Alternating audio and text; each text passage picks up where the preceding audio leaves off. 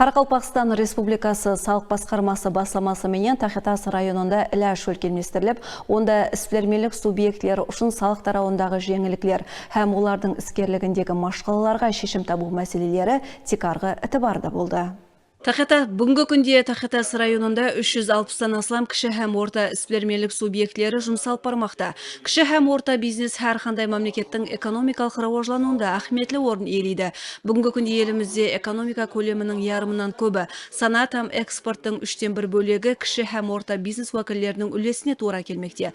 Бұл бағдарда жұмсалып барып отырған іспілермелердің қатарын еледе кеңейту, өз потенциалын толық іске қосу үшін зәру шариатлар жарату мақсатында республикамыз бойлап кіші һәм орта бизнес уәкілдерінің қатынасуында ашықтан ашық сөйбетлесулер өткеріліп жатыр. Қарақалпақстан Республикасы салық басқармасы басшылығының Тахетаслы іспілермелер менен ұшырасуында да жеке меншік сектор уәкілдеріне беріліп отырған имканиятлар бар машқалар хақында пікір алмасты. Қатынасушыларға Өзбекстан Республикасы президентінің кіші һәм орта бизнестің экономикадағы орнын арттыру үләжлары хақындағы пәрманына муафық беріліп отырған имканиятлар хақында толық мағлуматлар берілді. Жәмиетіміз текарынан құрылыс материалдарын істеп шығару менен шұғылланады. Һәм 2023 жылдың өзінде 33 адамды тұраклы жұмыспенен тәмінлеп өттік. Президентіміздің 213 санлы фарман текарында іспілермелерге жеңілдік берілгенлігі есебінен жұмыс орынларын кеңейттік. Һәмде 2024 жылға келіп, оборотымызды 3 миллиард 300-ге жеткіздік. Һәмде 44 адамды тұраклы жұмыспенен тәмінлеуге ерістік.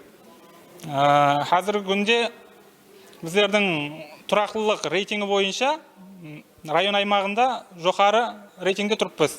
Бұның текарғы себепшісі салық басқармасы органларының инспекторлары деп те білемін. Яғни іспілермелерде болған қандайда бір кемшіліктер, салық тарауындағы бір қиын жағдайлар, есабат тапсырулар, сондайларды бір болып жұмыс істеп келатыр. Һәмде шешілмей жатырған машқалаларын шешуде кеңінен жәрдем беріп келатыр. Әділбек фермер қожалығы 2023 жылы 6 адамменен жұмыс басылап, 2024 жылда 104 адамға жетірді. Яғни 98 адамға жұмыс орны ашылып, 98 адамды қосымша жұмыспенен тәмінледі. Президентіміздің 213 санлы фарманы болып есептелінеді. Алдымызда қойған мақсатларымыз шығып отырған пақта һәм ғалия өнімдерін экспорт қылу, шаруашылықты еледе кеңейту, экспорт болып палыз өнімдерін істеп шығару текарғы мақсатымыз етіп қойдық.